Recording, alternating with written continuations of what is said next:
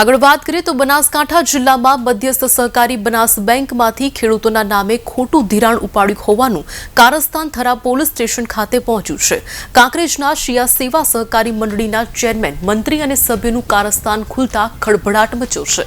5 ખેડૂતોની ખોટી સહી કરી બેંકમાંથી ₹15 લાખનું ધિરાણ ઉપાડ્યું છે।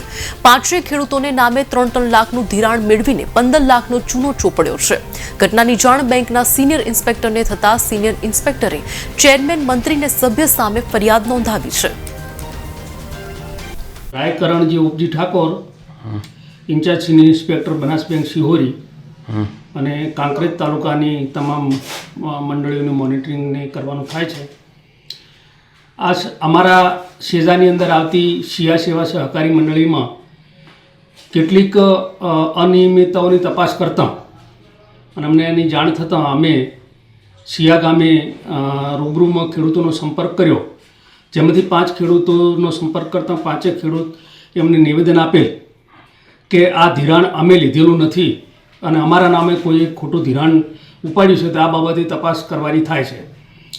તો હેડ ઓફિસથી અમારી મુખ્ય કચેરીથી અમારા અધિકારીશ્રીઓ આવી અને એની તપાસ કરતાં 5 ખેડૂતોએ અમને નિવેદન આપેલા અને નિવેદનના આધારે અમે થરા પોલીસ સ્ટેશનની અંદર ફરિયાદ નોંધાવી છે, જેની અંદર 3 નામજોગ આરોપી છે, જેની અમે આરોપ છે તે, અને બાકીના જે તપાસમાં ખુલે તે આ બાબતની અમે ફરિયાદ લખાવેલી છે અને આગળ હવે પોલીસ એની તપાસમાં જે પણ કાર્યવાહી કરે તે જે નામ ખુલે તે હાલ પોલીસ સ્ટેશનની અંદર એ પોલીસના અધિકાર વિસ્તારનો છે અને પોલીસ